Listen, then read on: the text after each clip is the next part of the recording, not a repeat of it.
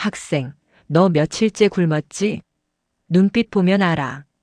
30년 전 한 할머니가 굶주린 소년에게 건넨 토스트 한 조각. 그리고 12년 전 자퇴서를 품고 절망에 빠진 소녀에게 건넨 따뜻한 아침 식사. 하지만 할머니의 낡은 포장마차는 무자비하게 부서졌고 30년 동안 모은 동전들은 하수구 속으로 사라졌습니다. 그런데 바로 그날 오후, 검은 세단과 대형 트럭이 줄지어 학교 운동장에 나타났습니다. 그 안에 실린 것은 바로 할머니가 30년 동안 모았던 그 마음을 제가 되돌려 드리러 왔습니다. 토스트 한 조각이 어떻게 한 사람의 인생을 그리고 세상을 바꿨는지 지금부터 그 기적 같은 이야기를 들려드리겠습니다. 서울의 가장자리 재개발의 그림자가 짙게 깔린 어느 낡은 골목길. 아직 세상이 깊은 잠에서 깨어나지 않은 새벽 5시는 누군가에게는 하루를 마무리하는 시간이지만 18살 유진에게는 피 말리는 전쟁의 시작이었습니다. 차가운 새벽 공기를 뚫고 유진은 낡은 자전거 페달을 밟았습니다. 등 뒤에 맨 우유 배달 가방이 묵직하게 어깨를 짓눌렀지만 유진은 입술을 꽉 깨물고 앞만 보며 페달을 밟았습니다. 이 우유 팩 하나하나가 초등학생 동생 민수의 심장 약값이고 밀린 월세를 막을 유일한 동아줄이었으니까요. 새벽 공기는 뼈를 애는 듯 차가웠습니다. 11월의 서울 날씨는 아직 겨울이 오기 전이었지만 유진의 헐렁한 잠바 안으로 파고드는 바람은 한겨울 칼바람처럼 매서웠습니다. 유진의 손은 이미 동상 직전까지 갔는지 감각이 무뎌져 있었습니다. 자전거 핸들을 잡은 손가락 끝마디가 시퍼렇게 멍이 들어 있었지만 유진은 멈출 수가 없었습니다. 집집마다 우유를 배달하는 유진의 동선은 정확했습니다. 이 일을 시작한 지 벌써 1년 반. 처음엔 무거운 가방 때문에 자전거가 휘청거리고 집 번호를 찾느라 헤맸지만 이제는 눈을 감고도 배달할 수 있을 정도였습니다.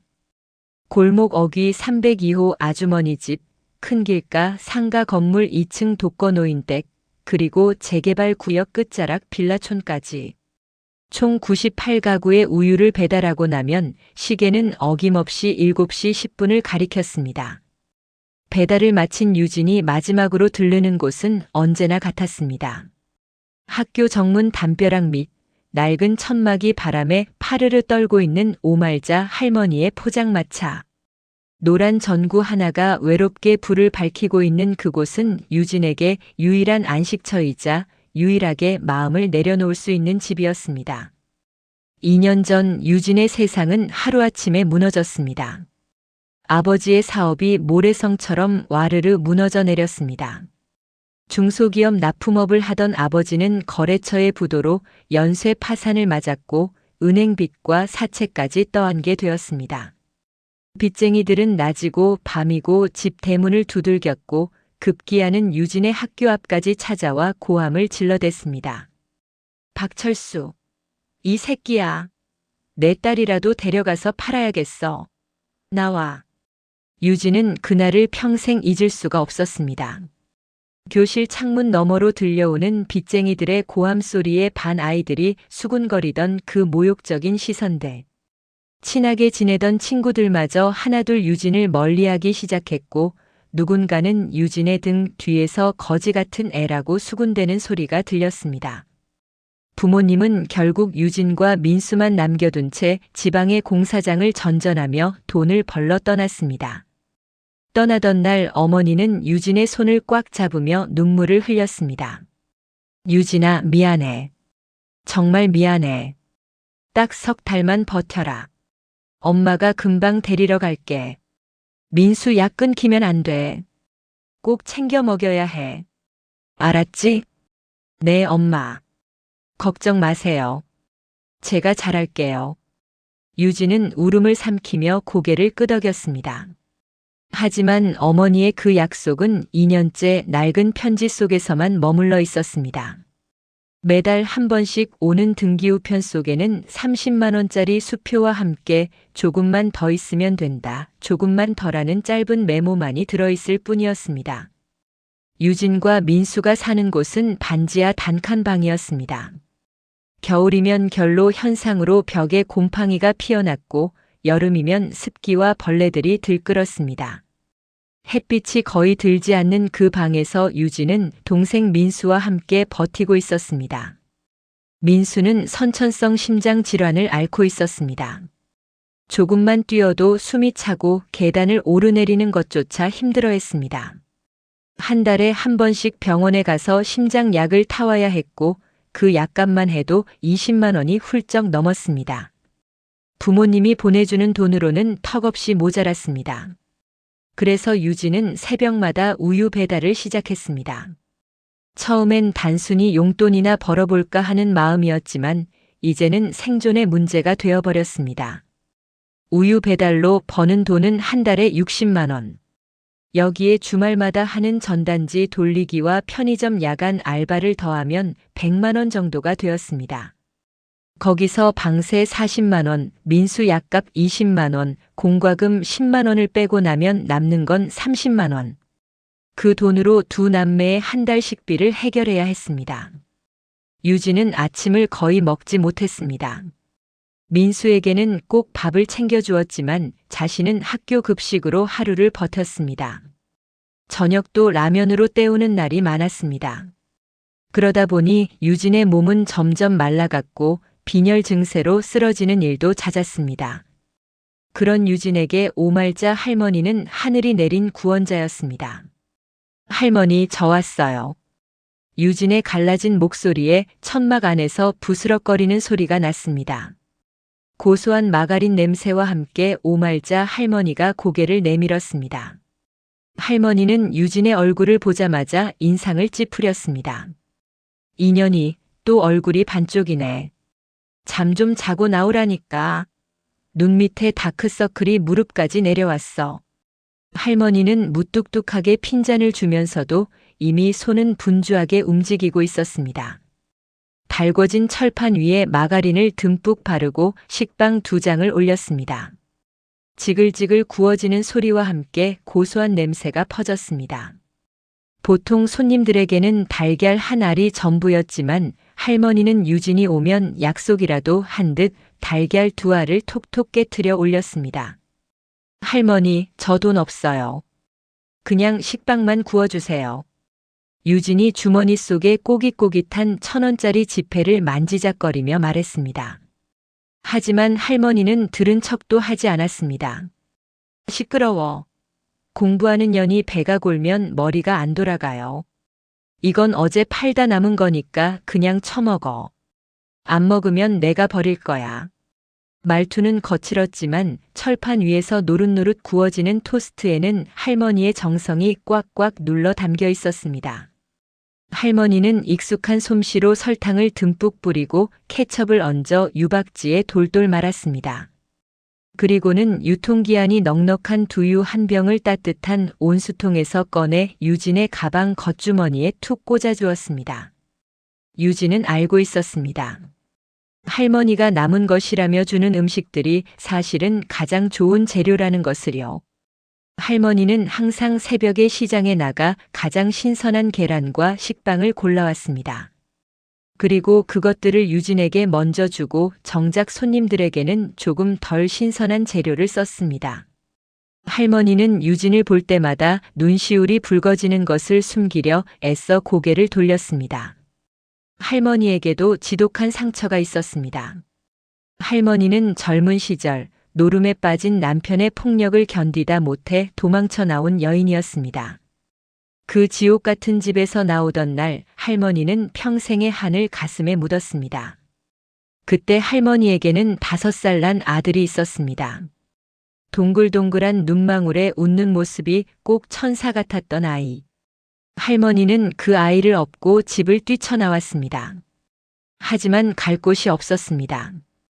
친정도 이미 오래전에 연을 끊었고 의지할 곳은 아무 데도 없었습니다. 할머니는 서울역 근처를 떠돌며 막노동으로 하루하루를 버텼습니다.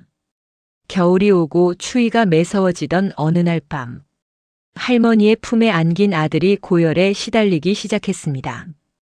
아이는 온몸이 불덩이처럼 뜨거웠고 헛소리를 중얼거렸습니다. 엄마, 배고파. 엄마. 할머니는 정신없이 약국을 찾아다녔지만 주머니에는 3,000원밖에 없었습니다. 약사는 냉정하게 고개를 저었습니다. 그날 밤 할머니는 지하철 환풍구 앞에 아이를 눕히고 온몸으로 아이를 감싸 안았습니다. 아이의 숨소리가 점점 가늘어졌습니다. 아가야, 조금만 버텨라. 엄마가 내일 꼭 병원 데려갈게. 응? 우리 아가 조금만. 하지만 새벽이 오기 전 할머니 품 안에서 아이는 차갑게 식어갔습니다. 할머니는 미친 듯이 아이를 흔들었지만 아이는 다시는 눈을 뜨지 못했습니다. 약 한 번 써보지 못한 채, 따뜻한 밥 한 끼 제대로 먹이지 못한 채 할머니의 아들은 세상을 떠났습니다. 그날 이후로 할머니는 죽은 아들에게 주지 못한 밥을 세상의 모든 배고픈 아이들에게 주기로 결심했습니다. 할머니는 품팔이로 번 돈을 모아 낡은 리어카를 하나 샀습니다. 그리고 철판 하나, 가스버너 하나를 마련해서 이 거리로 흘러들어온 것이었습니다. 30년. 할머니는 비가 오나 눈이 오나 이 자리를 지켰습니다. 배고픈 학생들에게, 끼니를 거르는 일용직 노동자들에게, 그리고 유진 같은 아이들에게 할머니는 따뜻한 토스트를 건넸습니다. 때로는 공짜로, 때로는 형편에 맞춰 반값에. 할머니는 돈을 벌려고 장사를 하는 게 아니었습니다. 죽은 아들에 대한 속죄이자 자신이 살아있음을 확인하는 방법이었습니다. 할머니는 유진의 낡은 운동화 끝이 해진 것을 유심히 바라보다가 툭 내뱉었습니다. 야, 너 의대 간다며? 전교 1등이라며? 그렇게 똑똑한 년이지 신발끈 하나 제대로 못 묶어서 쓰겠어? 할머니, 제 꿈이 뭔지 아세요? 저 꼭 의사 돼서 할머니 갈라진 손등 다 고쳐드릴 거예요. 할머니처럼 아픈 사람들이 돈 없어서 치료 못 받는 일 없게 만들 거예요. 유진이 환하게 웃으며 말하자 할머니는 괜히 콧물을 훌쩍이며 철판을 닦았습니다. 말은 잘해요. 야, 이년아, 손등은 무슨. 공부나 해. 의사 돼서 나 호강시켜주려면 갈 길이 멀다. 어서 먹고 학교 가. 유진은 토스트를 받아들고 한 입 베어 물었습니다. 따뜻한 빵 속에서 촉촉한 달걀이 터져 나왔습니다. 설탕의 단맛과 케첩의 새콤함이 입안에서 어우러졌습니다. 이 맛은 유진에게 단순한 음식이 아니었습니다. 할머니의 사랑이었고 유진이 무너지지 않고 버틸 수 있게 해주는 힘이었습니다. 하지만 평화로운 새벽은 그리 오래 가지 않았습니다. 아직도 여기서 장사합니까? 할머니. 날카로운 목소리와 함께 가죽 잠바를 입은 남자가 천막 안으로 들이닥쳤습니다. 동네 상가번영회 간사인 정대식이었습니다.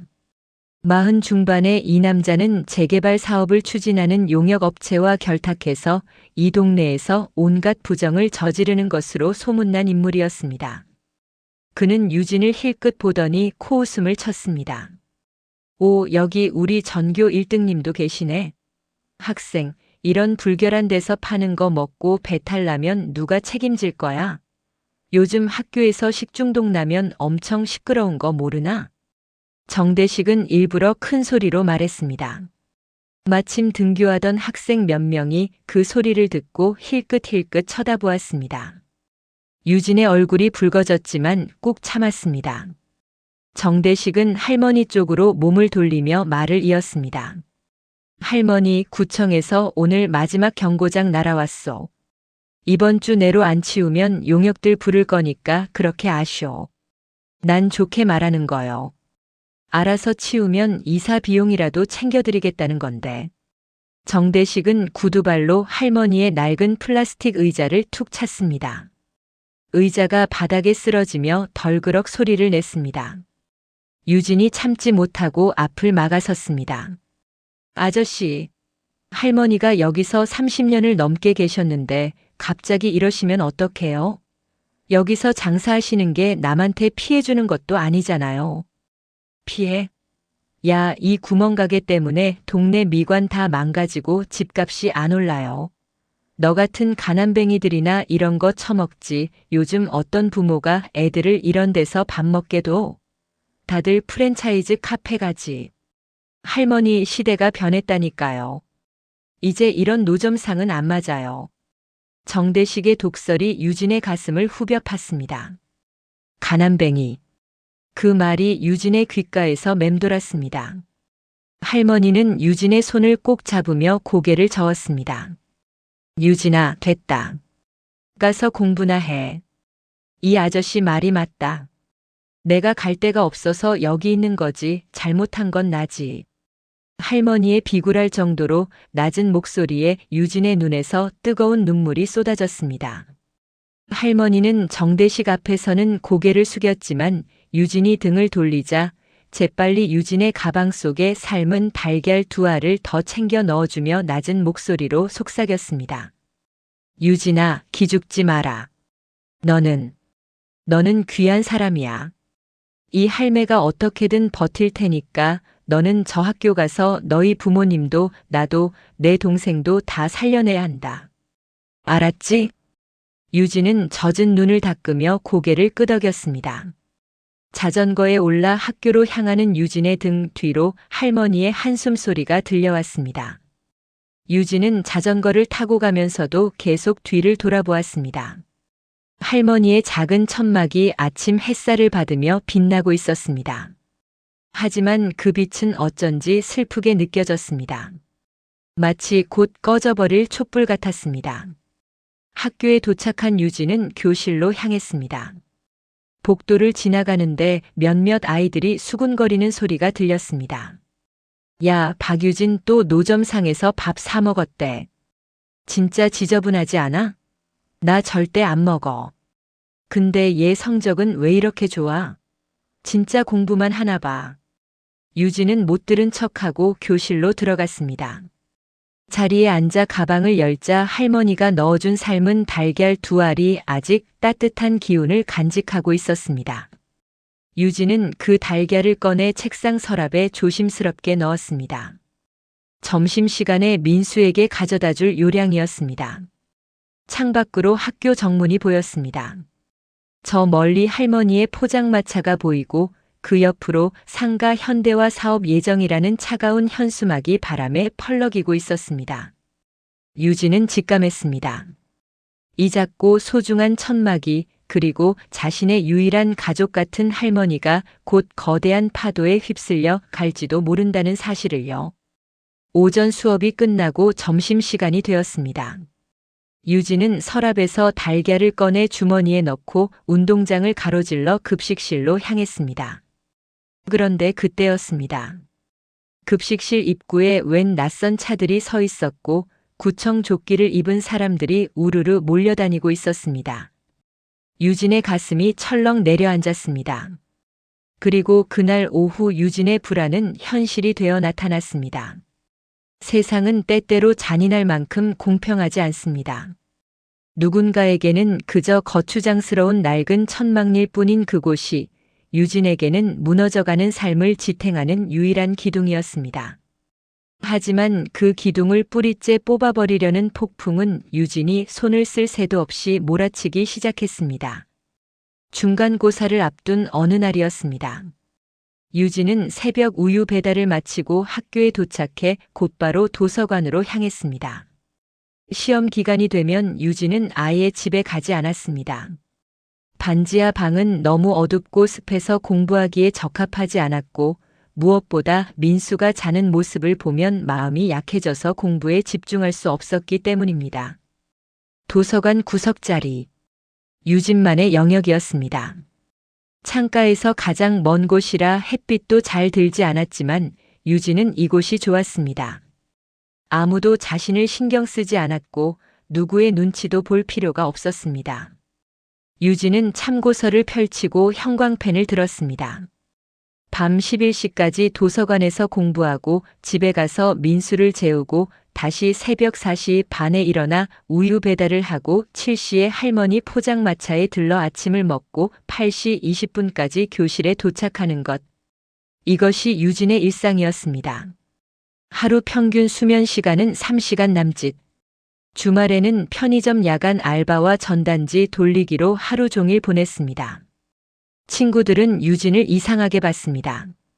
쉬는 시간에도 책만 보고 점심시간에도 혼자 구석에 앉아 급식을 먹고 방과 후 활동에도 참여하지 않았습니다. 수학여행도 체육대회도 축제도 모두 불참했습니다. 참가비가 없었고 그 시간에 알바를 해야 했기 때문입니다. 야, 박유진, 너 친구 없냐? 왜 맨날 혼자 있어? 어느 날 반 아이 하나가 장난스럽게 물었습니다. 유진은 웃으며 대답했습니다. 응, 나 의대 갈 거라서 공부 열심히 해야 해. 에이, 의대 간다고 친구도 안 사귀냐? 너 진짜 별로다.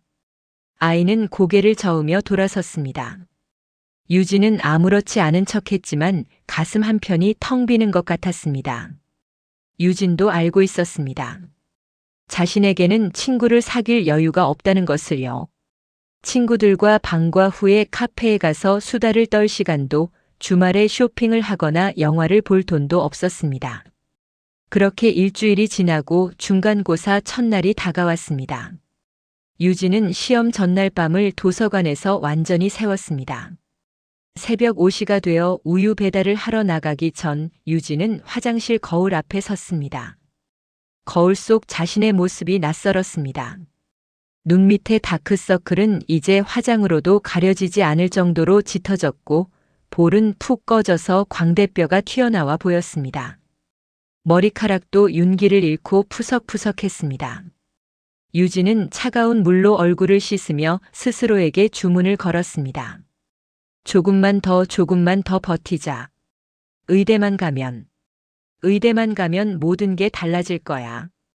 우유 배달을 마치고 할머니의 포장마차에 도착했을 때 이상한 기운이 감돌고 있었습니다. 포장마차 주변으로 낯선 남자들이 서성이고 있었고 할머니는 그들과 언쟁을 벌이고 있었습니다. 할머니. 유진이 달려가자 할머니가 손을 내저었습니다. 유진아, 오늘은 그냥 가. 학교 가야지. 시험 본다며? 할머니, 무슨 일이에요? 아무 일 아니다. 가. 하지만 유진은 할머니의 눈에 맺힌 불안함을 보았습니다. 그리고 포장마차 천막 기둥에 붙어 있는 빨간색 경고문을 발견했습니다. 불법 점유시설물 최종 경고. 11월 15일까지 자진 철거 요망. 불이행 시 강제 집행 예정. 오늘이 11월 15일이었습니다. 할머니. 됐어, 걱정 마. 할매가 알아서 할 테니까 너는 공부나 해. 어서 가. 할머니는 평소처럼 토스트를 만들어 유진에게 건넸습니다. 하지만 그날따라 할머니의 손이 떨리고 있었습니다. 유진은 불안한 마음을 안고 학교로 향했습니다. 시험을 보는 동안에도 유진의 마음은 계속 할머니에게 가 있었습니다. 1교시 국어시험, 2교시 수학시험. 문제를 풀면서도 창밖으로 보이는 포장마차 쪽을 계속 힐끗거렸습니다. 3교시 영어 시험이 시작될 무렵 유진은 이상한 소음을 들었습니다. 멀리서 들려오는 고함 소리와 무언가 부서지는 소리. 유진의 심장이 쿵쾅거렸습니다. 시험지 위의 글자들이 흔들렸습니다. 유진은 손을 떨며 펜을 쥐었지만 문제가 눈에 들어오지 않았습니다. 학생, 집중하세요. 감독 교사가 유진의 옆을 지나가며 말했습니다. 유진은 억지로 고개를 숙이고 문제를 보았지만 머릿속은 온통 할머니 생각뿐이었습니다. 3교시가 끝나자마자 유진은 가방을 챙겨 교실을 뛰쳐나갔습니다. 복도를 달려 계단을 내려가는데 담임 서지현과 마주쳤습니다. 박유진, 어디가? 4교시 시험 남았는데. 선생님, 저 급한 일이 생겨서요. 죄송합니다. 유진은 대답도 제대로 하지 않고 현관으로 달려갔습니다. 신발을 신을 시간조차 아까워서 실내화 그대로 밖으로 뛰어나갔습니다. 그리고 정문을 나서는 순간 유진의 눈앞에 펼쳐진 광경은 악몽 그 자체였습니다. 할머니의 포장마차 주위로 노란 조끼를 입은 구청 단속반원들과 정대식이 고용한 용역업체 직원 10여 명이 에워싸고 있었습니다. 대형 트럭이 인도를 막고 서 있었고 트럭에 달린 거대한 기계 집게가 천막을 향해 움직이고 있었습니다. 안 돼요. 이거 놓으세요. 제발, 제발 한 번만 봐주세요. 할머니의 처절한 비명소리가 거리를 찢어발겼습니다. 할머니는 포장마차 앞에 온몸을 던져 막아서고 있었습니다. 하지만 용역 직원들은 사정없이 할머니를 끌어냈습니다. 정대식은 팔짱을 낀 채 그 광경을 흐뭇하게 지켜보고 있었습니다. 그의 입가에는 승리자의 비열한 미소가 걸려 있었습니다. 할머니, 내가 좋게 말할 때 치우라고 했잖소. 이제 법대로 집행하는 거니까 나 원망하지 마쇼. 이것도 다 동네를 위한 일이요. 아저씨, 우리 아들 유품이 여기 다 있어요. 이 불판만큼은 안 돼요. 이거 없으면 난 죽어요. 할머니는 30년 세월이 때처럼 묻은 낡은 철판을 온몸으로 껴안았습니다. 그 철판은 할머니가 아들을 잃고 도망쳐 나와 세상에 홀로 남겨진 소년들에게 토스트를 구워주며 자신의 상처를 치료하던 유일한 도구였습니다. 할머니에게 그 철판은 단순한 조리기구가 아니라 죽은 아들과의 마지막 연결고리였습니다. 이 할망구가 진짜 비키라니까요. 우리도 일해야 한다고요.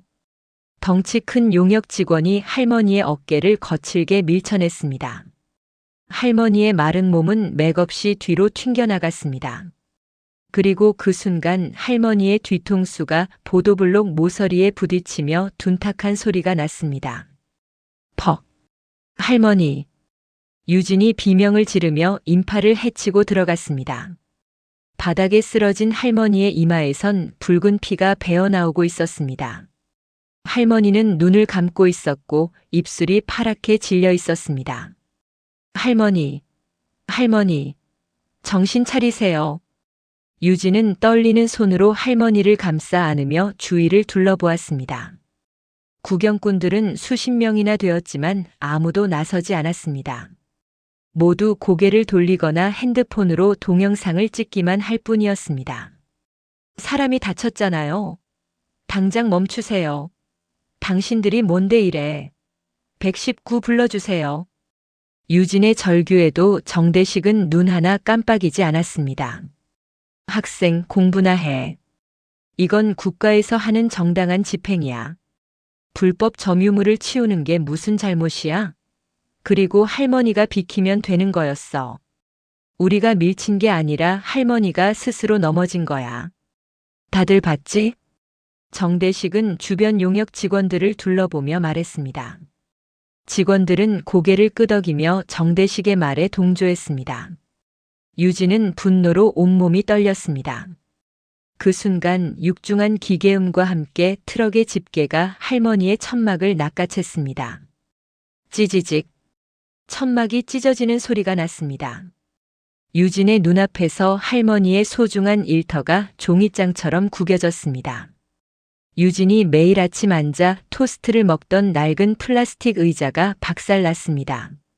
할머니가 정성스럽게 닦아두었던 테이블이 바닥에 내팽개쳐졌습니다. 따뜻한 온기를 머금고 있던 두유병들이 쏟아져 나와 아스팔트 위에서 산산조각이 났습니다. 그런데 가장 비극적인 것은 따로 있었습니다.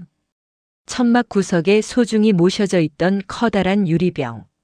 할머니가 30년 동안 유진 같은 아이들의 장학금을 주겠다고 10원짜리, 100원짜리, 500원짜리를 한 푼, 두 푼 모아왔던 그 묵직한 유리병이 트럭 바퀴에 치여 박살이 났습니다.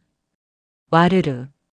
흩어진 동전들이 빗물 고인 하수구 속으로 보도블록 틈새로 자갈밭으로 무심히 굴러 떨어졌습니다. 10원짜리 동전들이 햇빛에 반짝이며 하수구 철창 사이로 빠져나갔습니다. 안 돼. 내 새끼들 줄 돈인데. 우리 유진이 의대 가야 하는데. 할머니는 정신이 혼미한 와중에도 바닥에 흩어진 동전들을 흙 묻은 손으로 긁어 모았습니다. 피 묻은 손가락으로 500원짜리를 쥐고 100원짜리를 주워 담으려 했습니다.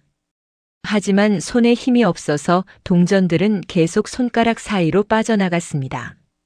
그 모습은 인간의 존엄성이 처참히 짓밟히는 광경이었습니다. 유진은 피눈물을 흘리며 할머니의 손을 붙잡았습니다. 할머니, 그만하세요. 제발 그만하세요. 할머니가 더 중요해요. 하지만 할머니는 유진의 말이 들리지 않는 듯 계속 동전을 주우려 했습니다. 그 사이 용역들은 구겨진 리어카를 트럭 짐칸에 던져넣고 철판을 집어 던졌습니다. 30년 동안 수만 개의 토스트를 구워냈던 그 철판이 쓰레기 더미 속으로 사라졌습니다. 마침내 119 구급차가 도착했습니다.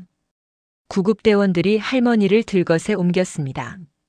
유진도 함께 구급차에 올라탔습니다. 학생, 보호자세요? 네, 제가 할머니 손녀예요.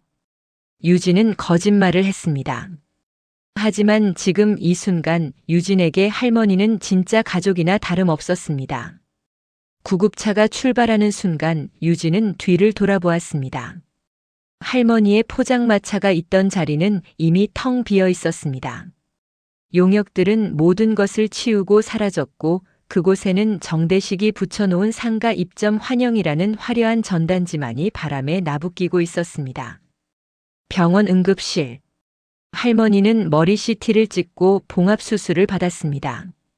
다행히 뇌출혈은 없었지만 의사는 심각한 표정으로 유진에게 말했습니다. 환자분이 심한 충격을 받으셨습니다. 단기 기억 상실 증세를 보이고 있고요. 나이도 있으시고 건강 상태도 좋지 않아서 입원 치료가 필요합니다. 보호자분이 수속을 밟아주셔야 하는데요. 저는 손녀가 아니라 그냥 아는 사람이에요. 할머니는 무연고 노인이세요. 의사의 얼굴이 난처해졌습니다.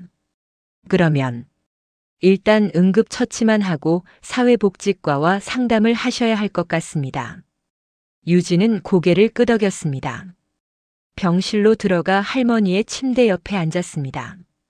할머니는 창백한 얼굴로 누워 있었습니다. 이마에는 큰 거즈가 붙어 있었고 링거줄이 할머니의 손등에 꽂혀 있었습니다. 한참 후 할머니가 눈을 떴습니다. 하지만 할머니의 눈동자는 초점이 없었습니다. 할머니는 천장을 멍하니 바라보다가 유진을 향해 고개를 돌렸습니다. 학생, 누구쇼? 내 토스트 먹으러 왔나? 미안하네. 불판이 없어서 못 구워줘.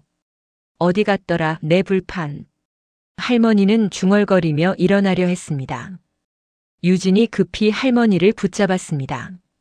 할머니, 저예요. 유진이요. 저 몰라보세요? 유진이? 유진이가 누군데? 아, 우리 아들 이름이 유진이었나. 할머니는 혼잣말을 하며 다시 눈을 감았습니다. 자신을 알아보지 못하는 할머니의 모습에 유진의 가슴은 천갈래 만갈래로 찢겨나갔습니다.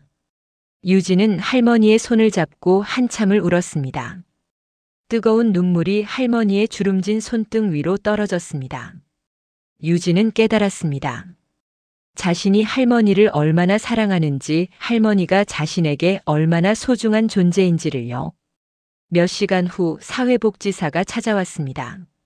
할머니는 무연고 노인으로 분류되어 복지시설로 옮겨질 예정이었습니다. 유진은 복지사에게 간청했습니다. 제가 할머니를 돌볼게요. 제가 책임질게요. 학생, 내 나이가 몇인데? 너도 보호자가 필요한 나이잖아. 할머니는 전문적인 치료가 필요해. 시설에 가시는 게 할머니를 위해서도 좋은 일이야. 복지사는 친절하게 설명했지만 유진은 받아들일 수 없었습니다. 하지만 현실은 냉정했습니다. 미성년자인 유진이 할머니의 보호자가 될 수 없었고 할머니는 그날 오후 복지시설로 옮겨졌습니다. 유진은 학교로 돌아갔습니다. 하지만 이미 시험은 끝나 있었고 유진은 4교시 시험을 포기한 셈이 되었습니다. 담임 서지현이 유진을 상담실로 불렀습니다. 상담실 문을 열고 들어서자 서지연의 앞에는 유진의 자퇴서 양식이 놓여 있었습니다. 유진아, 앉아. 서지연의 목소리는 차분했지만 날카로운 칼날과 같았습니다. 내 사정은 딱하지만 학교는 공부하는 곳이야. 노점상 할머니 일로 수업을 계속 빼먹으면 전교 1등은커녕 졸업도 힘들어. 오늘 시험도 4교시를 망쳤잖아. 이러면 내신 등급이 확 떨어진다고. 선생님, 죄송합니다. 할머니가 다치셔서. 그래, 그건 알아. 근데 유진아, 현실을 봐야지. 내가 그 할머니 돌보겠다고 공부 포기할 거야? 그리고 너 동생 심장 수술비는 어쩔 거니? 부모님은 연락도 안 된다며. 이번 달 월세도 밀렸다고. 서지연은 유진의 모든 상황을 꿰뚫고 있었습니다. 유진은 고개를 숙였습니다. 의대? 꿈 깨라. 너 같은 환경에서 의사는커녕 간호조무사도 힘들어. 의대 가려면 돈이 얼마나 드는지 알아? 학비만 1년에 1,000만 원이 넘어. 교재비, 생활비까지 합치면 더 많아. 내가 어떻게 감당할 건데? 장학금 받으면. 장학금 받는다고 다 되는 게 아니야. 의대는 공부만 하는 곳이 아니라고. 실습비, 각종 회비, 동기들이랑 어울리는데도 돈이 들어. 넌 그런 여유가 있어? 솔직히 말해봐. 없잖아. 서지연의 말 한마디 한마디가 유진의 가슴에 비수처럼 꽂혔습니다. 지금이라도 공장에 취직해서 동생 약값이라도 버는 게 현실적이야. 여기 자퇴서 작성해. 내가 검정고시 학원도 소개해 줄게. 검정고시 따고 바로 취직하는 게 나아. 이건 내가 내 담임으로서 해주는 마지막 충고다. 유진은 손톱이 손바닥을 파고들어 피가 맺혔지만 통증조차 느껴지지 않았습니다.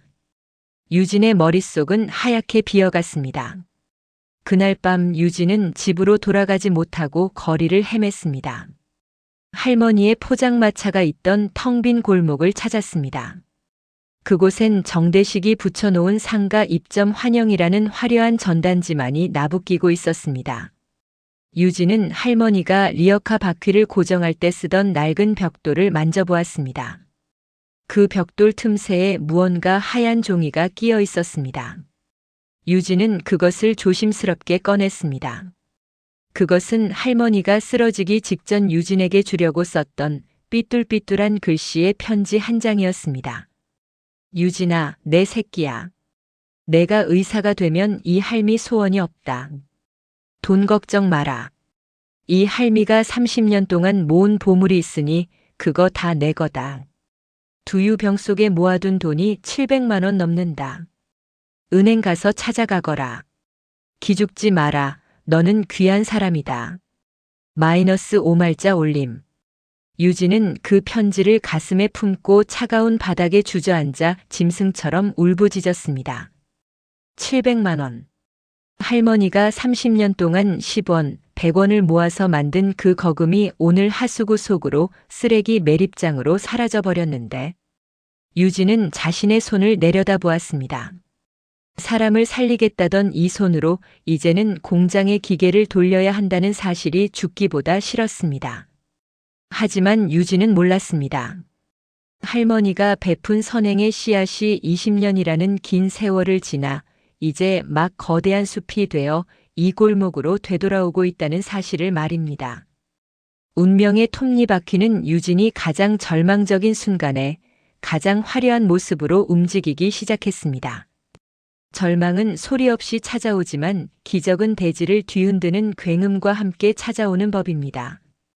유진이 자퇴서를 품에 안고 학교 정문을 향해 무거운 발걸음을 옮기던 그날 아침, 서울의 낡은 변두리 동네는 생전 처음 보는 광경에 일순간 숨을 죽였습니다. 그날 아침 유진은 잠을 이루지 못했습니다. 반지하 방 천장을 멍하니 바라보며 수천 번 고민했습니다. 정말 의대의 꿈을 포기해야 하는 걸까? 하지만 현실은 냉정했습니다. 민수의 심장약은 이번 주까지만 남아 있었고 밀린 월세 때문에 집주인은 매일 독촉 전화를 걸어왔습니다. 새벽 4시 반. 유진은 일어나 우유 배달을 나갔습니다. 하지만 평소와 달리 자전거 페달이 천근만근처럼 무겁게 느껴졌습니다. 98가구의 우유를 배달하는 동안 유진의 눈에서는 눈물이 계속 흘러내렸습니다. 차가운 새벽 공기 탓에 얼굴이 얼얼했지만 유진은 그것이 눈물 때문인지 추위 때문인지 구분할 수 없었습니다. 배달을 마치고 학교로 향하는 길. 유진은 할머니의 포장마차가 있던 자리를 지나쳤습니다. 텅 빈 그곳에는 아직도 흩어진 동전 몇 개가 보도블록 틈새에 끼어 있었습니다. 유진은 자전거에서 내려 그 동전들을 주워 담았습니다. 500원짜리 3개, 100원짜리 5개. 할머니가 30년 동안 모았던 700만 원의 마지막 흔적이었습니다. 학교에 도착한 유진은 교실로 가지 않고 곧장 교무실로 향했습니다. 담임 서지연의 책상 앞에 섰습니다. 서지연은 유진을 보자 고개를 끄덕였습니다. 결정했구나. 잘 생각했어. 이게 너를 위한 길이야. 유진은 대답하지 않았습니다. 그저 가방에서 자퇴서를 꺼냈습니다. 어젯밤 떨리는 손으로 작성한 자퇴서. 거기에는 가정 형편상 학업 지속 불가라는 차가운 문구가 적혀 있었습니다. 도장은 부모님 것이 필요한데. 부모님이 지방에 계셔서 우편으로 받을게요. 일단 제출하겠습니다. 유진은 자퇴서를 책상 위에 올려놓았습니다. 그 순간 유진의 눈에서 다시 눈물이 흘러내렸습니다. 서지연은 난처한 표정으로 휴지를 건넸습니다. 유진아, 울지 마. 인생은 길어. 지금은 힘들어도 나중에 다시 공부할 수 있어. 선생님, 그럼 저 이제 가도 되죠? 그래. 조심해서 가. 유진은 교무실을 나왔습니다. 복도를 걷는데 교실에서 수업 듣는 친구들의 모습이 보였습니다. 칠판 앞에서 선생님이 수학 문제를 풀고 있었고 학생들은 공책에 필기를 하고 있었습니다. 그 평범한 일상이 유진에게는 이제 영원히 잃어버린 풍경처럼 느껴졌습니다. 현관으로 내려가는 계단에서 유진은 주저앉았습니다. 더 이상 걸을 힘이 없었습니다. 유진은 가방을 끌어안고 흐느꼈습니다. 할머니, 미안해요. 제가 약속 지키지 못해요. 제가 의사가 되지 못할 것 같아요. 그때였습니다. 학교 정문 쪽에서 이상한 소음이 들려왔습니다. 웅장한 엔진 소리와 함께 사람들의 웅성거림. 유진은 고개를 들었습니다. 등교 시간 평소처럼 아이들의 제잘거림으로 가득해야 할 학교 앞 대로변에 검은색 세단 대열이 나타났습니다. 단순한 승용차가 아니었습니다. 국빈급 인사나 탈법한 최고급 방탄 세단 세대가 일정한 간격을 유지하며 마치 호위함처럼 학교 정문을 향해 미끄러져 들어왔습니다. 복도의 학생들이 하나둘 창가로 몰려들기 시작했습니다. 야, 저거 봐. 무슨 차야? 대박, 저거 한 대에 억 단위 아니야? 영화 찍나? 아니면 대통령 오신 거야? 하지만 사람들의 눈을 정말로 의심케 한 건 그 뒤를 따르는 차량들이었습니다. 세단 뒤로 깔끔한 흰색 화물 트럭 5대가 차례로 들어섰습니다. 일반 화물차였지만 외관이 말끔했고 옆면에는 윤태훈의 회사 로고가 단정하게 새겨져 있었습니다. 와, 저게 뭐야? 무슨 물건 실어온 거야? 트럭이 5대나 돼. 뭘 저렇게 많이 가져왔대? 인스타 찍어야지. 이거 대박이다. 학생들이 담장에 붙어 입을 벌렸고 출근길 시민들도 발걸음을 멈췄습니다. 스마트폰을 꺼내 사진을 찍는 사람들로 순식간에 인산인해를 이루었습니다. 유진도 계단에서 일어나 현관 쪽으로 다가갔습니다. 정문을 통과한 차량 행렬은 운동장 한복판에 멈춰 섰습니다. 세단에서 내린 정장 차림의 수행원 수십 명이 일제히 두 줄로 늘어섰습니다. 그들의 움직임은 군인처럼 정확하고 절제되어 있었습니다. 그리고 마지막 차문이 열렸습니다. 한 남자가 천천히 차에서 내렸습니다. 30대 초반으로 보이는 그는 완벽하게 재단된 네이비 수트를 입고 있었습니다. 차가운 눈매와 절제된 카리스마를 가진 그의 얼굴은 곧바로 학생들 사이에서 탄성을 자아냈습니다. 저 사람 누구야? 연예인이야? 아니야, IT 기업 CEO 윤태훈이야. 뉴스에서 봤어. 진짜? 재벌이잖아. 여기 왜 온 거야? 젊은 나이에 IT 산업의 정점에 선 기업 총수 윤태훈이었습니다. 그는 운동장을 가로질러 본관 현관 앞에 서 있는 유진을 향해 직진했습니다. 그의 시선은 오직 유진에게만 고정되어 있었습니다. 유진은 당황함에 뒷걸음질 쳤습니다. 자신의 손에는 방금 담임에게 제출하려 했던 자퇴서가 들려 있었으니까요. 태우는 유진의 코앞에서 걸음을 멈췄습니다. 그리고 수행원이 건넨 낡은 사진 한 장과 편지 뭉치를 유진에게 보여주었습니다. 찾았습니다. 박유진 양, 당신이 맞군요. 태훈의 목소리는 낮았지만 운동장 전체에 쩌렁쩌렁하게 울렸습니다. 주변에 있던 학생들과 선생님들이 모두 이쪽을 주목했습니다. 유진은 떨리는 눈으로 사진을 보았습니다. 30년 전 젊은 시절의 오말자 할머니가 환하게 웃으며 한 소년의 머리를 쓰다듬고 있는 사진이었습니다. 소년은 헐렁한 옷을 입고 있었고 얼굴은 때로 얼룩져 있었지만 눈만은 반짝반짝 빛나고 있었습니다. 그리고 그 소년의 손에는 할머니의 토스트가 들려 있었습니다. 이분이 우리 할머니를 아세요? 유진의 떨리는 물음에 태훈의 눈시울이 미세하게 떨렸습니다. 그는 깊은 숨을 들이쉬고 말을 이었습니다. 아는 정도가 아닙니다. 20년 전 부모를 잃고 굶어 죽어가던 길거리에 저에게 매일 따뜻한 토스트를 건네주며 너는 귀한 사람이다 기죽지 마라고 말씀해 주셨던 제 생명의 은인이십니다. 태훈의 목소리가 잠시 갈라졌습니다. 그는 눈을 감고 20년 전 그날을 떠올렸습니다. 그때 태훈은 12살이었습니다. 부모님은 교통사고로 세상을 떠났고 친척들은 서로 태훈을 떠넘겼습니다. 결국 태훈은 거리로 내몰렸습니다. 겨울이었습니다. 태훈은 며칠째 아무것도 먹지 못한 채 학교 앞 골목을 배회했습니다. 그때 한 할머니가 낡은 포장마차에서 토스트를 굽고 있었습니다. 고소한 냄새가 코를 찔렀습니다. 태훈은 침을 꿀꺽 삼키며 그 앞을 서성였습니다. 할머니가 태훈을 보고 손짓했습니다. 학생, 배고프지? 이리 와. 태훈은 주머니를 뒤졌지만 단 한 푼도 없었습니다. 할머니는 이미 알고 있다는 듯 토스트를 만들어 태훈에게 건넸습니다. 공짜야. 먹어. 저 돈이 없는데요. 됐어. 그냥 먹어. 너 며칠째 굶었지? 눈빛 보면 알아. 태훈은 그 토스트를 받아들고 울었습니다. 너무 배가 고파서 그리고 너무 고마워서. 할머니는 태훈의 머리를 쓰다듬으며 말했습니다. 기죽지 마라 학생. 너는 귀한 사람이야. 지금은 힘들어도 나중에 꼭 잘 될 거야. 할매가 보증해. 그날 이후로 태훈은 매일 아침 할머니의 포장마차를 찾았습니다. 할머니는 3년 동안 태훈에게 아침과 저녁을 챙겨주었습니다.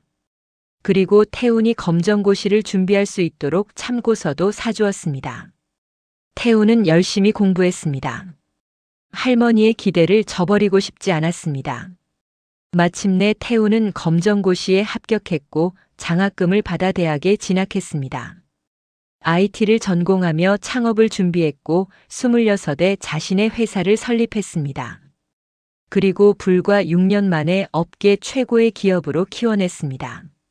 하지만 태훈은 할머니를 찾을 수 없었습니다. 사업 때문에 바쁘다는 핑계로 몇 년을 미루다가 마침내 작년에 할머니를 찾으러 갔을 때는 이미 포장마차가 사라진 뒤였습니다. 태훈은 전국의 탐정들을 고용해 할머니를 찾았습니다. 그리고 일주일 전 마침내 할머니를 찾아냈습니다. 구청 단속 기록에서 할머니의 이름을 발견한 것입니다. 태우는 곧바로 병원으로 달려갔습니다. 할머니는 요양원에 있었고 기억이 흐릿한 상태였습니다. 하지만 태훈의 얼굴을 보는 순간 할머니의 눈이 반짝였습니다. 태훈이, 우리 태훈이구나. 할머니, 저 왔어요. 늦게 와서 죄송해요. 태훈은 할머니의 손을 잡고 한참을 울었습니다. 할머니는 태훈의 머리를 쓰다듬으며 말했습니다. 태훈아, 너 잘 됐구나. 할매 소원이 이루어졌네. 그런데 말이야. 우리 유진이 좀 도와줘. 그 애도 너처럼 착한 애야. 의대 가고 싶어 하는데 형편이 어려워서. 제발 좀 도와줘. 할머니의 부탁에 태우는 고개를 끄덕였습니다. 그리고 유진을 찾기 시작했습니다. 운동장은 순식간에 술렁였습니다. 유진을 무시하던 담임 서지현과 학생들, 그리고 구석에서 이 광경을 지켜보던 정대식의 얼굴이 흑빛으로 변했습니다. 태우는 수행원에게 신호를 보냈습니다. 그러자 5대의 화물 트럭 뒷문이 일제히 열리기 시작했습니다. 첫 번째 트럭. 투명한 아크릴 박스에 담긴 5만 원권 현금 다발들이 정갈하게 쌓여 있었습니다. 대충 봐도 수억 원은 되어 보였습니다. 두 번째 트럭. 최고급 의료기기들이 빛나고 있었습니다. 심장 모니터, 산소 호흡기, 각종 수술 장비들. 세 번째 트럭. 수백 포대의 쌀과 생필품들이 산더미처럼 쌓여 있었습니다. 네 번째 트럭. 책상, 의자, 컴퓨터 등 학용품들로 가득했습니다. 그리고 5번째 트럭. 가장 꼭대기에는 유진의 심장을 멎게 할 만큼 익숙한 물건들이 놓여 있었습니다. 구청 단속반에 의해 깨지고 버려졌던 할머니의 두유병들과 똑같은 수백 개의 유리병들이 햇살을 받으며 빛나고 있었습니다. 그리고 그 병들 안에는 동전이 아니라 반짝이는 금화들이 가득 차 있었습니다. 현장에 있던 모든 이들이 비명 같은 탄성을 내뱉었습니다. 와, 저게 다 뭐야? 진짜 대박이다. 할머니가 30년 동안 당신 같은 아이들을 위해 모았던 동전들, 하수구에 버려졌던 그 마음을 제가 이렇게 되돌려 드리고 싶었습니다. 태훈이 트럭들을 가리키며 유진에게 다가왔습니다. 유진 양 할머니께서 병원에서 저를 만나 부탁하셨습니다. 우리 유진이 의대 가래니까 제발 좀 도와달라고. 그 말씀 한마디에 제가 할머니를 찾아냈고 당신을 찾아냈습니다. 할머니 살아계세요? 지금 어디 계신데요? 유진의 울음 섞인 외침에 태훈이 조용히 미소 지으며 대답했습니다. 대한민국 최고의 의료진이 붙어 있습니다. 이미 치료는 성공적으로 끝났고 기억도 많이 돌아오셨습니다. 지금은 당신을 기다리고 계십니다. 그리고 태훈은 유진의 손에 들린 자퇴서를 내려다보았습니다. 그리고 그것을 조심스럽게 유진의 손에서 빼내 갈기갈기 찢어버렸습니다. 가난 때문에 꿈을 포기한다는 말 다시는 하지 마십시오. 이제부터 당신의 학비, 동생의 수술비, 그리고 할머니의 노후까지 제가 책임집니다. 당신은 그저 할머니의 손을 고쳐주겠다는 그 약속만 지키면 됩니다. 태우는 그 자리에 얼어붙어 있던 정대식을 차가운 시선으로 쏘아보았습니다. 정대식은 이미 다리에 힘이 풀려 주저앉아 있었습니다. 그리고 간사님, 할머니의 자리에 건물을 올리려던 계획 포기하시는 게 좋을 겁니다. 제가 방금 그 골목 부지 전체를 매입했습니다. 내일부터 그곳엔 노점상이 아니라 할머니의 성함을 딴 오말자 장학재단 건물이 세워질 겁니다. 그리고 당신이 저지른 비리들, 제 법무팀이 이미 다 파악했습니다. 곧 경찰이 올 겁니다. 정대식의 얼굴이 새하얗게 질렸습니다. 태우는 더 이상 그를 쳐다보지도 않았습니다. 유진은 허공에 흩날리는 자퇴서 조각들을 바라보았습니다. 하얀 종이 가루가 햇살 속에서 나비처럼 흩날렸습니다. 유진의 눈에서 뜨거운 눈물이 쏟아졌습니다. 하지만 이번에는 절망의 눈물이 아니었습니다. 희망의 눈물이었습니다. 유진은 태훈이 열어준 세단의 뒷좌석에 올라탔습니다. 5대의 트럭이 호위를 받으며 학교 정문을 빠져나가는 모습은 장관이었습니다. 운동장에 남은 학생들과 선생님들은 넋을 잃고 그 광경을 바라보았습니다. 태훈은 창밖을 보며 조용히 은조렸습니다. 할머니, 이제야 빚을 갚습니다. 할머니의 토스트가 세상을 바꿀 의사를 키워냈습니다. 차 안에서 유진은 태훈에게 물었습니다. 정말 괜찮은 거예요? 이렇게 큰 도움을. 유진 양, 이건 단순한 도움이 아닙니다. 이건 할머니가 20년 동안 제게 주신 사랑의 빚을 갚는 겁니다. 그리고 당신이 의사가 되면 당신도 다른 누군가에게 이런 기적을 줄 수 있을 겁니다. 그게 할머니가 우리에게 가르쳐 주신 겁니다. 유진은 고개를 끄덕이며 눈물을 닦았습니다. 세단은 병원을 향해 달려갔습니다. 할머니가 기다리고 있는 곳으로.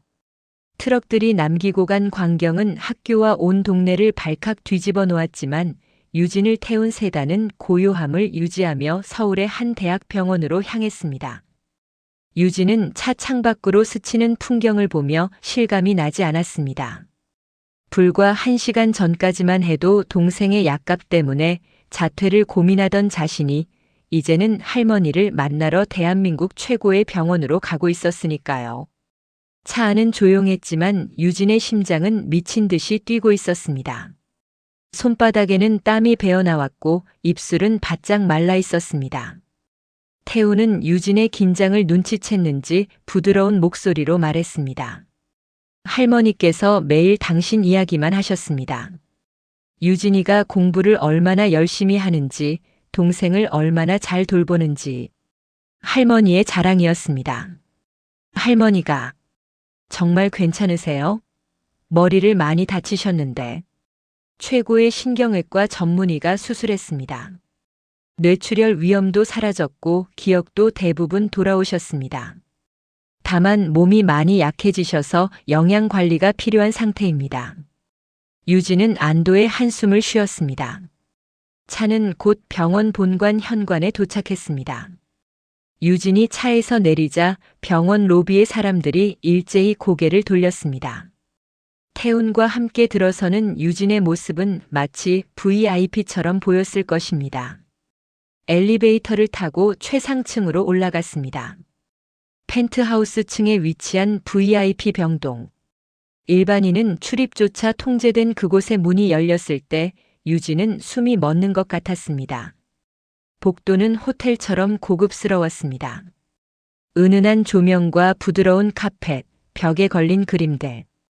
이곳이 병원이라는 것이 믿기지 않을 정도였습니다. 간호사가 안내를 하며 말했습니다. 환자분께서 아침부터 계속 기다리고 계셨어요. 유진 양이 오신다는 소식을 듣고 몹시 기뻐하셨습니다. 병실 문 앞에 섰습니다.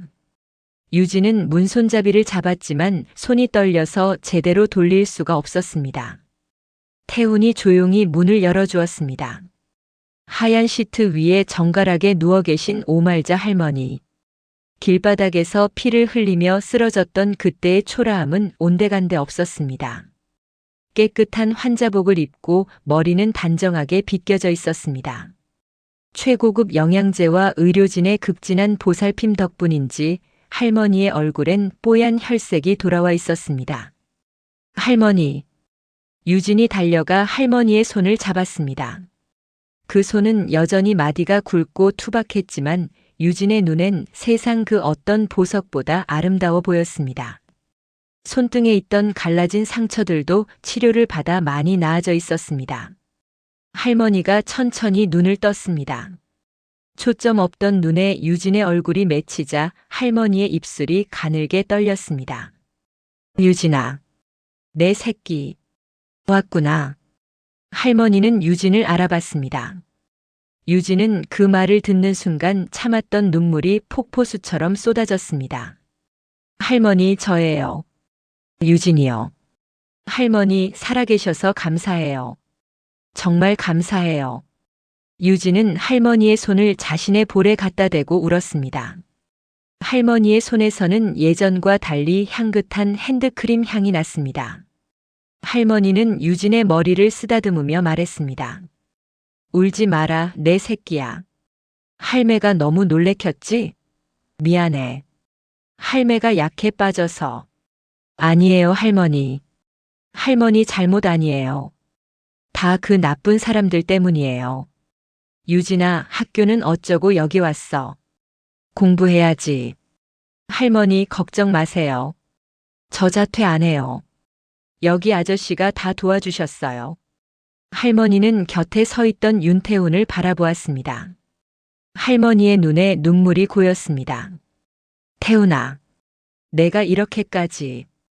태훈은 할머니 앞에 무릎을 꿇고 그 거친 손을 두 손으로 감싸 쥐었습니다.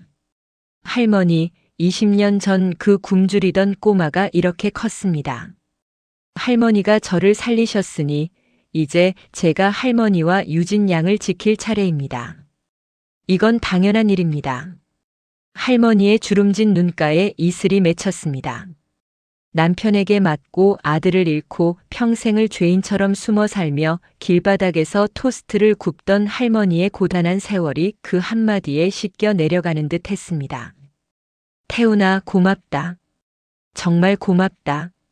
할매가 너한테 뭘 해줬다고. 그냥 토스트 몇 개 구워준 게 다인데. 할머니, 그 토스트가 제 인생을 바꿨습니다. 그 따뜻함이 없었다면 저는 지금 여기 없습니다. 세 사람은 한참을 함께 울었습니다.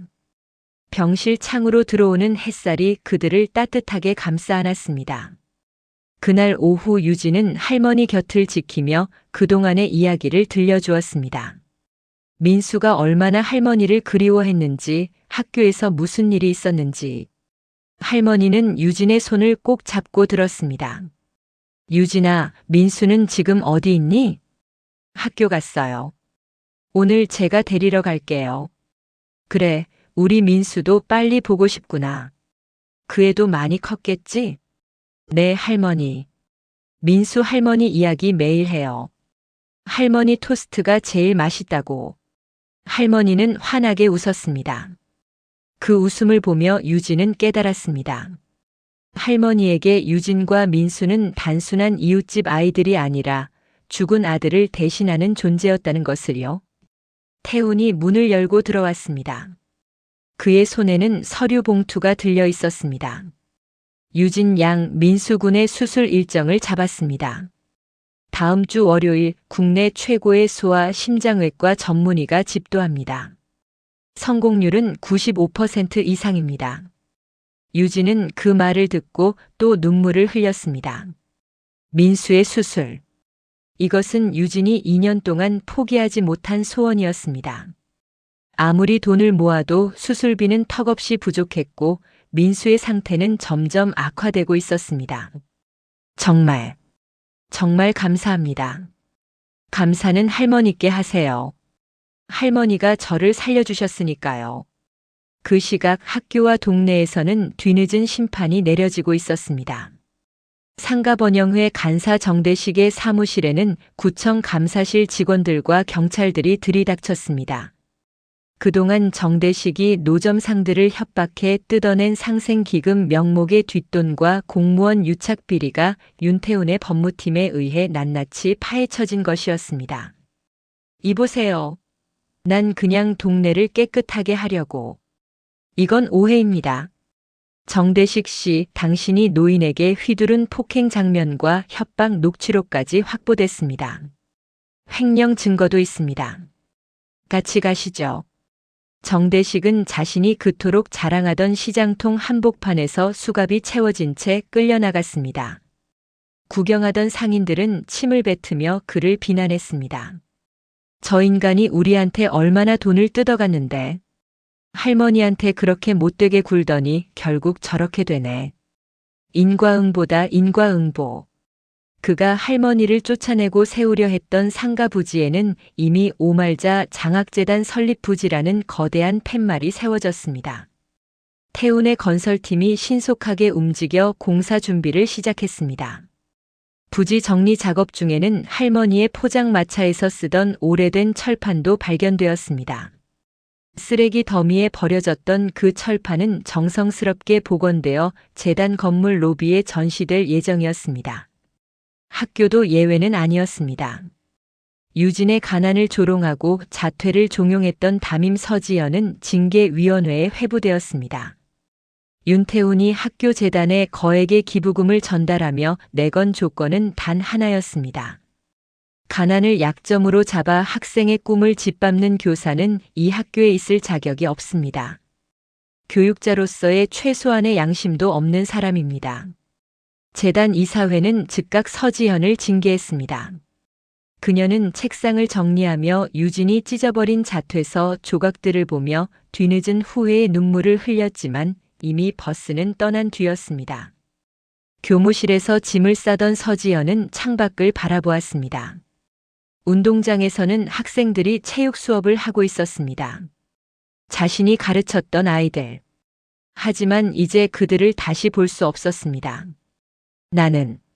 나는 그냥 현실을 말해준 것뿐인데. 서지현은 혼잣말을 했지만 아무도 듣지 않았습니다. 현실이라는 이름으로 한 학생의 꿈을 짓밟았던 자신의 잘못을 이제야 깨달았지만 이미 늦었습니다.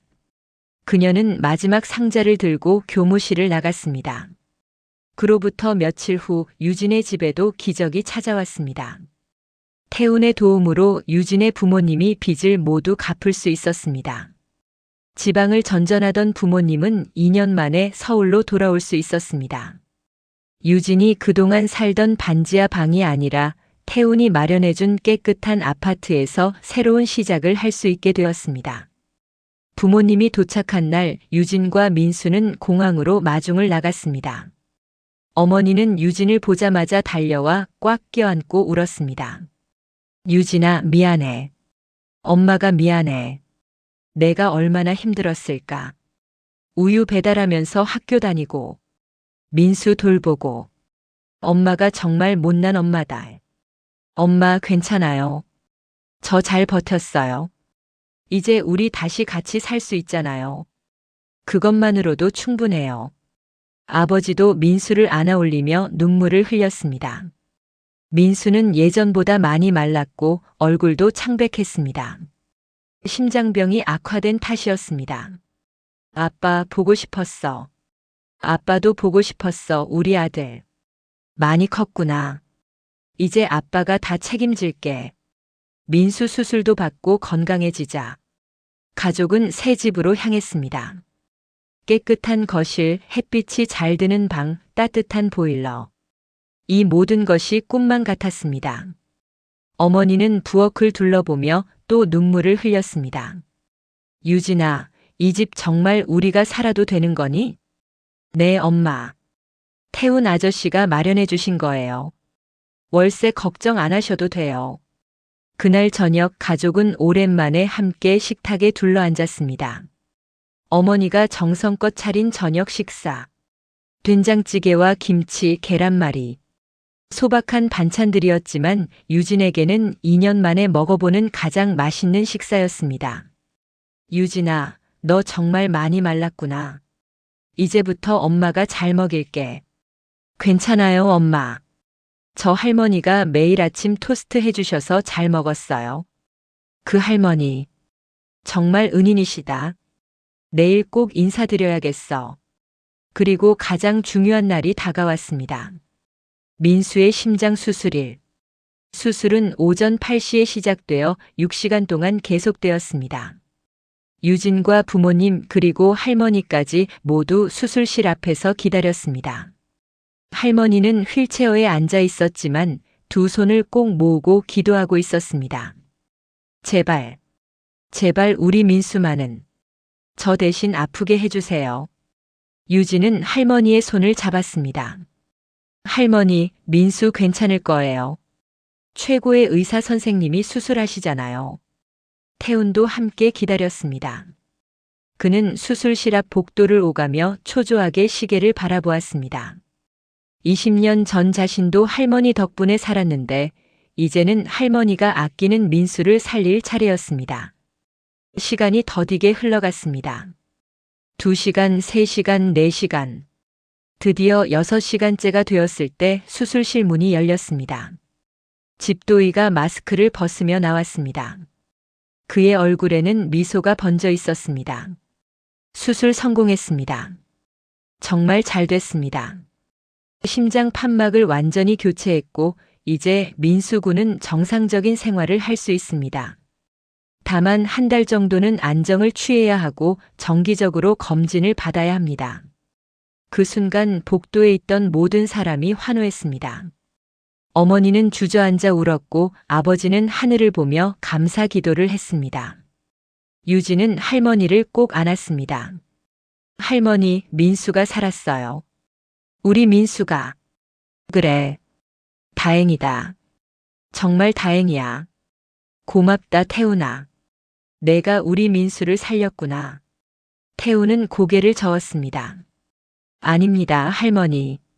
제가 할머니께 받은 은혜에 비하면 아무것도 아닙니다. 회복실에서 깨어난 민수는 가족들을 보고 환하게 웃었습니다. 비록 몸은 아팠지만 민수의 눈빛은 살아있었습니다. 누나, 나 이제 뛸 수 있어? 응, 뛸 수 있어. 조금만 쉬면 마음껏 뛰어다닐 수 있어. 진짜? 나 친구들이랑 축구하고 싶었는데. 민수의 순수한 꿈에 모두가 웃었습니다. 몇 주 후 민수는 완전히 회복했습니다. 그리고 처음으로 운동장을 신나게 뛰어다니는 민수를 보며 유진은 병원 옥상에서 하늘을 보며 맹세했습니다. 할머니, 태훈 아저씨. 제가 받은 이 기적을 절대로 잊지 않을게요. 제가 받은 이 큰 은혜의 무게만큼 저도 사람들을 살리는 의사가 될게요. 유진은 그날부터 더욱 독하게 공부했습니다. 이제는 반지하 방이 아니라 깨끗한 책상에서 공부할 수 있었습니다. 새벽 5시에 일어나 우유 배달을 하는 대신 참고서를 펼쳤습니다. 경제적 부담이 사라지자 유진은 오롯이 공부에만 집중할 수 있었습니다. 낮에는 학교에서 수업을 듣고 방과 후에는 병원에 입원해 있는 할머니를 찾아가 공부했습니다. 할머니는 유진이 공부하는 모습을 지켜보며 흐뭇해했습니다. 유진아, 너무 무리하지 마라. 건강이 제일 중요해. 괜찮아요, 할머니. 저 이제 밥도 잘 먹고 잠도 잘 자요. 할머니가 걱정하실 일 없어요. 밤에는 집에서 복습을 했습니다. 민수가 옆에서 그림을 그리거나 책을 읽으며 함께 시간을 보냈습니다. 민수는 수술 후 건강을 완전히 회복해서 이제는 누나를 도와주려 노력했습니다. 누나, 물 가져다 줄까? 고마워, 민수야. 누나 공부 끝나면 같이 영화 보자. 응. 나 누나랑 있는 게 제일 좋아. 학교에서도 유진을 보는 시선이 달라졌습니다. 예전에 유진을 무시하던 아이들도 이제는 존경의 눈빛으로 바라봤습니다. 트럭 행렬 사건은 학교 전설이 되었고 유진은 기적의 주인공이 되었습니다. 하지만 유진은 그런 시선에 개의치 않았습니다. 그저 묵묵히 자신의 길을 걸었습니다. 할머니가 30년 동안 유리병에 모았던 그 동전 조각들의 의미를 유진은 가슴 깊이 새기고 있었습니다. 작은 선행도 모이면 큰 기적이 된다는 것. 그리고 그 기적은 반드시 돌고 돌아 다시 찾아온다는 것. 유진의 성적은 날로 향상되었습니다. 전교 1등은 기본이었고 전국 모의고사에서도 상위권을 유지했습니다. 선생님들은 유진을 의대 확정으로 보았고 친구들은 유진에게 공부 비법을 물었습니다. 유진아, 너 어떻게 공부해? 진짜 비결 좀 알려줘. 특별한 건 없어. 그냥 포기하지 않는 거. 아무리 힘들어도 내 꿈을 잊지 않는 거지. 그리고 마침내 전국 입시 결과가 발표되던 날.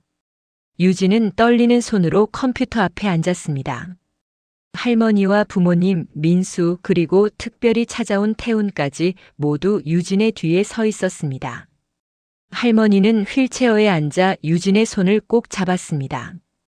유진아, 이제 클릭해. 어머니가 떨리는 목소리로 말했습니다. 유진은 깊은 숨을 들이쉬고 마우스를 클릭했습니다. 화면이 바뀌었습니다. 그리고 그곳에는 서울대학교 의과대학 마이너스 합격. 유진의 이름이 합격자 명단 가장 높은 곳에 당당히 올라가 있었습니다. 전국 수석 합격이었습니다. 꺄아!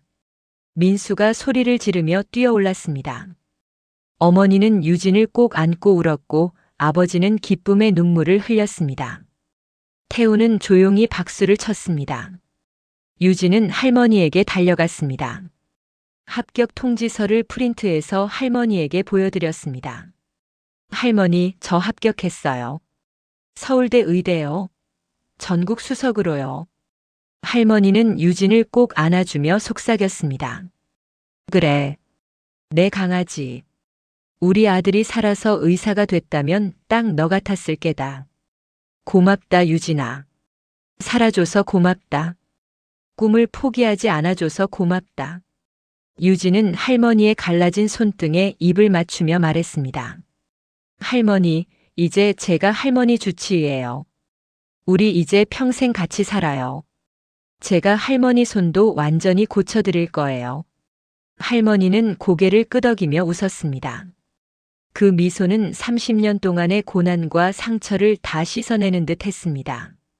그날 밤 가족과 태훈, 그리고 할머니는 함께 조촐한 축하 파티를 열었습니다.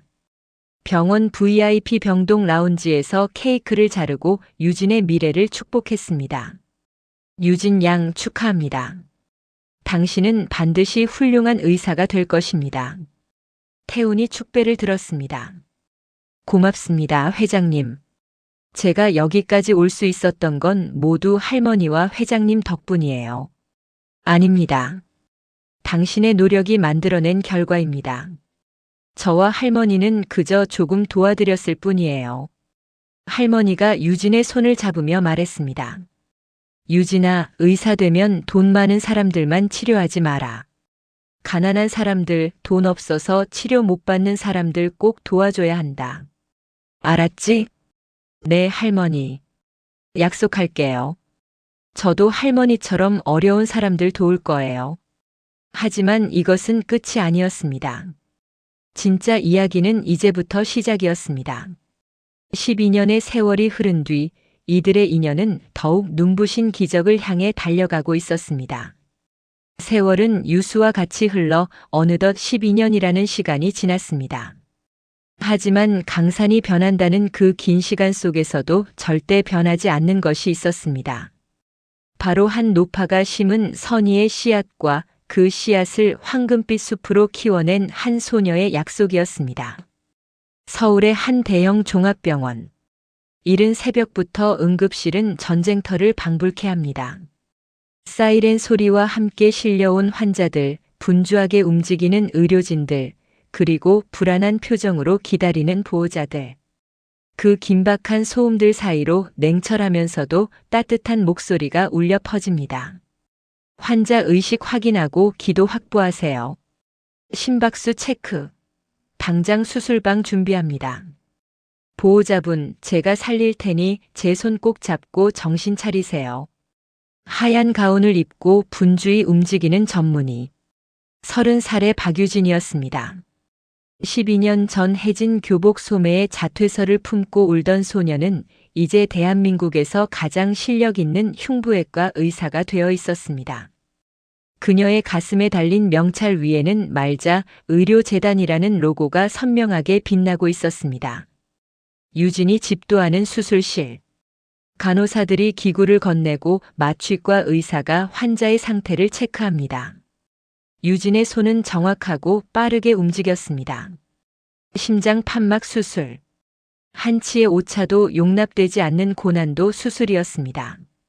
메스. 유진의 손에 메스가 쥐어졌습니다. 절개 부위를 정확히 찾아 칼을 댔습니다. 출혈을 최소화하며 빠르게 진행했습니다. 수술은 4시간 동안 계속되었고 마침내 성공적으로 끝났습니다. 수술 잘 끝났습니다. 모두 수고하셨어요. 유진이 마스크를 벗으며 말했습니다. 수술팀 모두가 안도의 한숨을 쉬었습니다. 유진은 수술복을 벗고 보호자 대기실로 향했습니다. 선생님, 환자의 아내가 달려왔습니다. 50대 중반의 여인은 밤새 울었는지 눈이 퉁퉁 부어 있었습니다. 수술 잘 끝났습니다. 환자분 이제 괜찮으실 거예요. 회복실에서 깨어나시면 면회 가능합니다. 선생님, 정말 감사합니다. 저희는 돈이 없어서 수술을 못 받을 뻔했는데 이 병원에서 무료로 해주신다고 해서. 여인은 유진의 손을 꼭 잡고 눈물을 흘렸습니다. 유진은 부드럽게 미소 지었습니다. 괜찮습니다. 우리 병원은 경제적으로 어려운 환자분들을 위한 곳이에요. 걱정 마시고 남편분 잘 돌봐드리세요. 유진이 근무하는 이 병원은 윤태훈 회장이 사재를 털어 설립한 말자 의료재단 병원이었습니다. 돈이 없어 수술을 받지 못하는 환자들을 위한 성역과도 같은 곳이었습니다.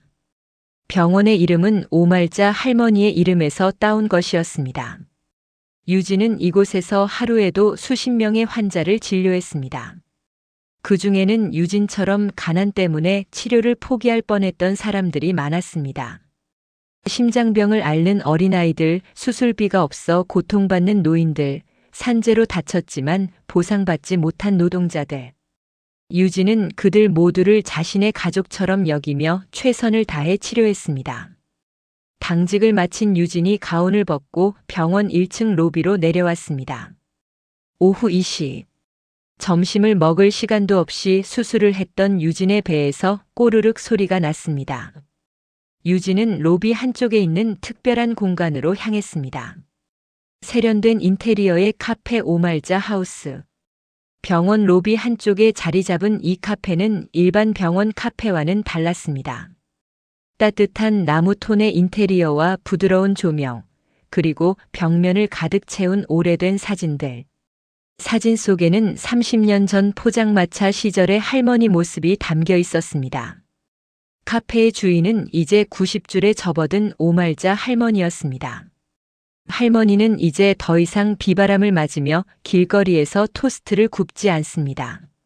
하지만 할머니의 손은 여전히 바빴습니다. 할머니, 오늘도 바쁘시네요. 유진이 다가가자 할머니가 환하게 웃으며 손을 내저었습니다. 유진아 왔구나. 밥은 먹었어? 수술 많이 했다며? 배고파 죽겠어요. 할머니 토스트 주세요. 그래, 잠깐만 기다려. 할머니는 익숙한 솜씨로 식빵을 철판 위에 올렸습니다. 지글지글 구워지는 소리와 함께 고소한 냄새가 퍼졌습니다. 예전처럼 마가린을 듬뿍 바르고 달걀 2알을 올렸습니다. 설탕을 뿌리고 케첩을 얹어 유박지에 돌돌 말았습니다. 12년이 지났지만 할머니의 토스트 만드는 솜씨는 여전했습니다. 아니, 오히려 더 좋아졌습니다. 이제 할머니는 최고급 재료를 쓸 수 있었고 깨끗한 주방에서 위생적으로 조리할 수 있었습니다. 하지만 맛은 예전 그대로였습니다. 그 따뜻함도 그 사랑도 그대로였습니다. 자, 먹어. 우리 의사 선생님. 할머니가 토스트와 함께 따뜻한 두유 한 병을 내밀었습니다. 유진은 한 입 베어 물었습니다. 입안에서 추억이 터져 나왔습니다. 18살 그때의 그 맛. 절망 속에서 유진을 지탱해 주었던 그 맛이었습니다. 할머니, 맛있어요. 역시 세상에서 제일 맛있어요. 그럼 됐다. 많이 먹어. 할머니는 병원 근처 형편이 어려운 학생들에게도 여전히 토스트를 나눠주고 있었습니다. 그리고 고된 업무에 지친 간호사들에게, 야간 당직을 서는 의사들에게 할머니는 여전히 두유 한 병과 달걀 2알을 덤으로 얹어주며 웃었습니다. 카페 한쪽에는 특별한 코너가 있었습니다. 희망의 벽. 그곳에는 할머니에게 도움을 받았던 사람들의 편지와 사진이 빼곡히 붙어 있었습니다. 의사가 된 사람, 교사가 된 사람, 요리사가 된 사람. 할머니의 토스트를 먹고 자란 수백 명의 사람들이 지금 각자의 자리에서 빛나고 있었습니다. 할머니, 오늘도 너무 무리하시는 거 아니에요? 아침부터 계속 서 계셨잖아요. 유진이 다가가 할머니의 어깨를 주무르자 할머니가 손사래를 쳤습니다. 무리긴. 의사 선생님이 고쳐준 이 손이 아까워서라도 더 움직여야지. 유진아, 오늘도 사람 많이 살렸니? 그럼요, 할머니 덕분에 힘내서 다 살렸죠. 오늘 심장 판막 수술 환자분도 무사히 끝났어요. 그래, 잘했다. 우리 유진이가 진짜 훌륭한 의사가 됐구나. 할머니의 눈에는 자랑스러움이 가득했습니다.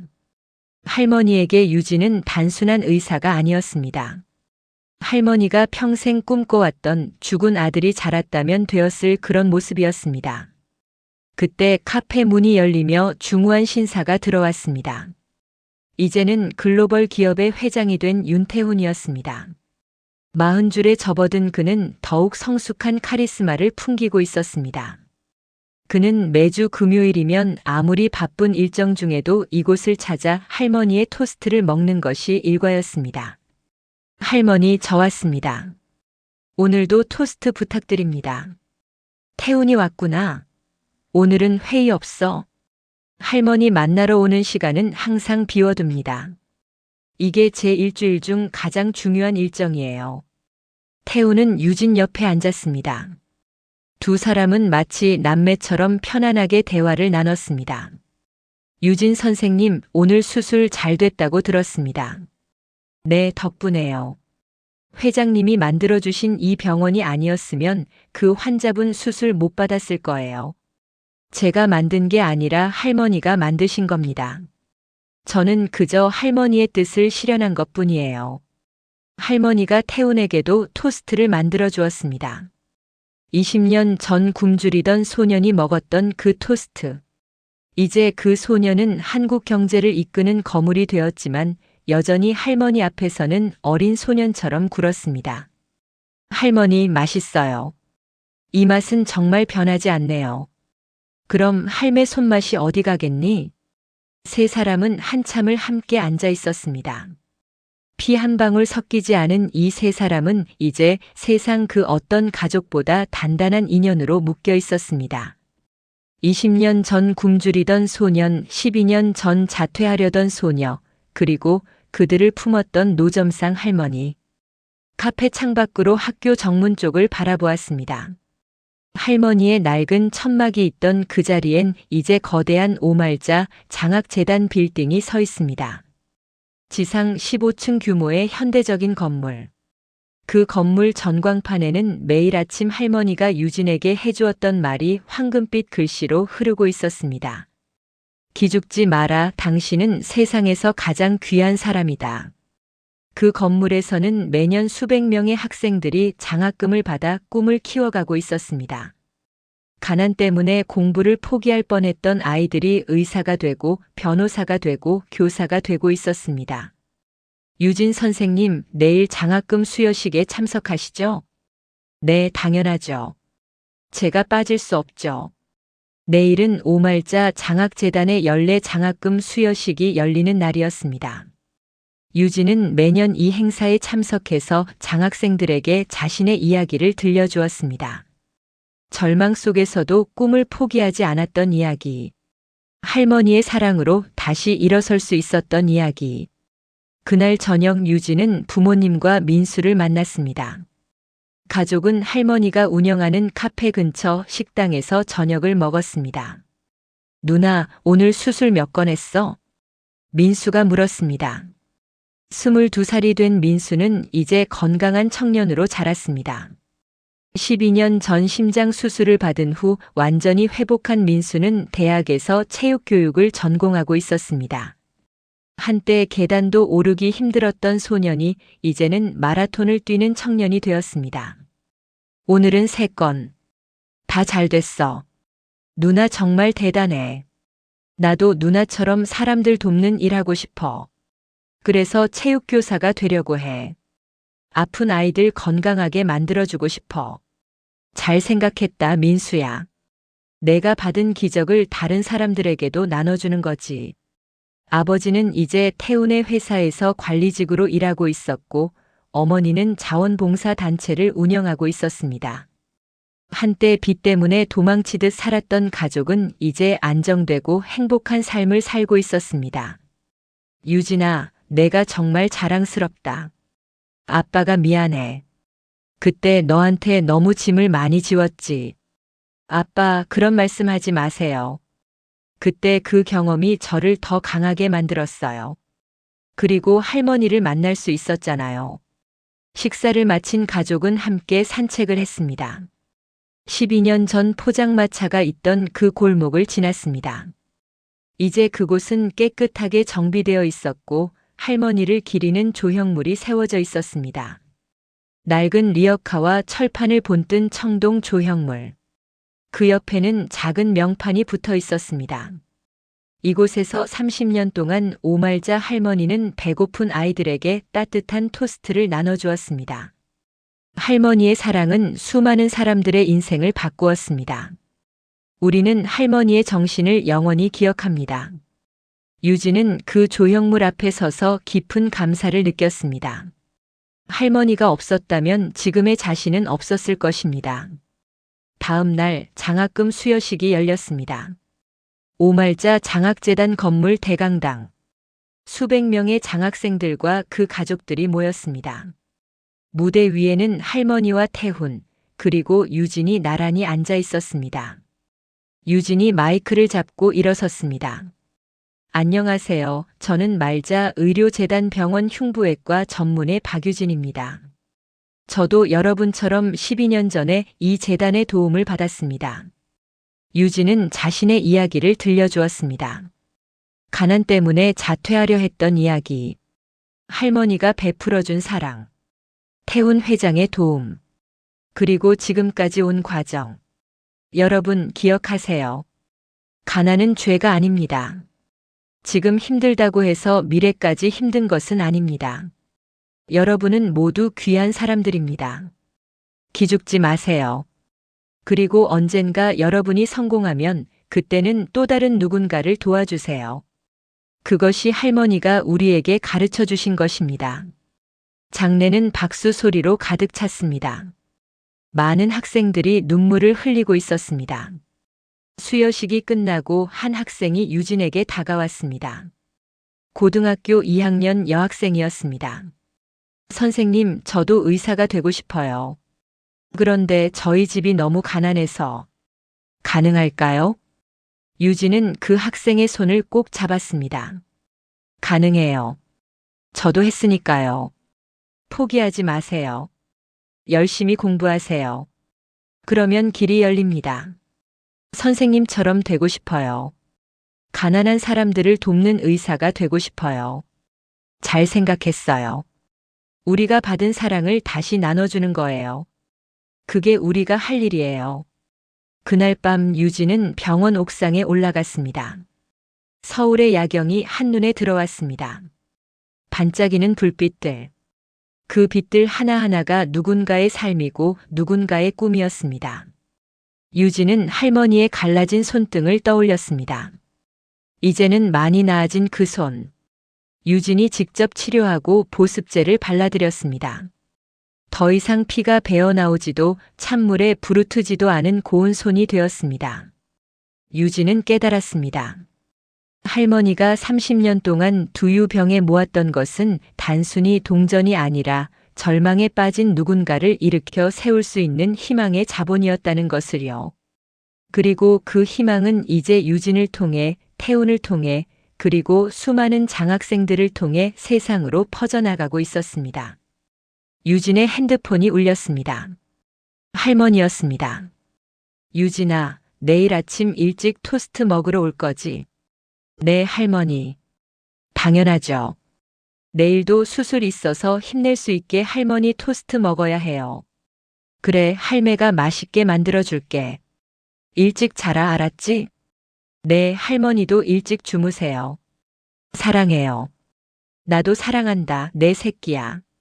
전화를 끄는 유진은 밤하늘의 별을 바라보았습니다.